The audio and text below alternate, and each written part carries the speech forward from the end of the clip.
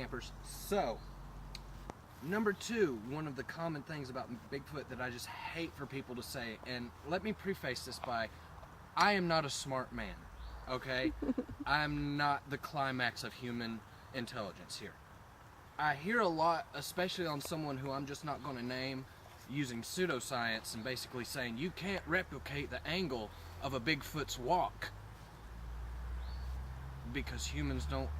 I get what you're saying. You know, we walk and we generally have a lazy walk, but this is entirely dictated by foot size, folks. Everything in life is conservation of energy.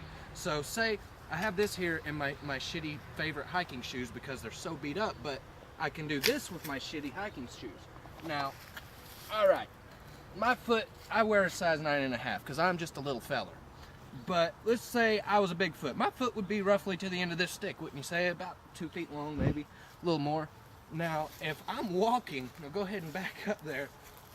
Even if I'm a guy in a costume here, folks, how freaking far up does my heel have to cut?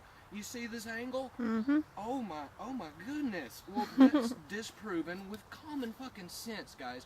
And my problem is that a lot of people, like, you know, who I won't mention, will pass this off as absolute proof that it can't be replicated. And I'm just sitting here going, I've got a man who's almost 7 foot tall at the top of my driveway. If I was to put big old giant fake feet on him in a big monkey costume, he would walk similarly, because that just feels bad. That would make your fake foot look stupid, okay? So you're gonna have to raise that foot way up off the ground in order to do it. And that's where you would get the angle of a Bigfoot walking. Now, here's my thing about Bigfoot and all the prints that they leave. They walk very lazily.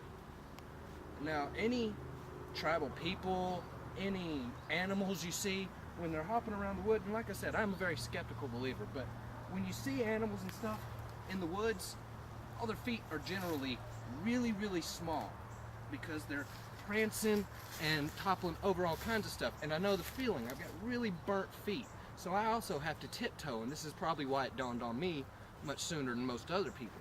But when I'm actually out in the woods and stuff, I'm on my tiptoes most of the time. Now, I can understand if you're an 800-pound freaking ape, you'd probably be lazy and walk like this. But at the same time, wouldn't the majority of your tracks kind of be on your toes like every other animal in the animal kingdom that has to run around out here through this thicket? I mean, look, we're 20 feet into my backyard right now. This is hard to maneuver around. Now, if I was 8 feet tall, 700 pounds of just killing machine muscle monster monkey, I'd probably be on my toes, and I'd probably be hunched down through all this stuff, you know? Be acting like an animal would. So, this is why I've always said, you know, if Bigfoot is real, 1 in a million chance, which I hope to God he is, it's gonna be more like a man than it is gonna be like an ape. So, just a couple more things. I ranted a little bit, but just a couple more things in this video that kind of disproves some of the more common misconceptions about Bigfoot and distinguishing fakes from not fakes. This is all common sense. You just have to put yourself in the mind of a hoaxer. If you're going to hoax something, probably make it believable. You'll probably put some pseudo-scientific stuff out there to kind of help validate yourself against those who don't think quite as critically as most other people. Thank you.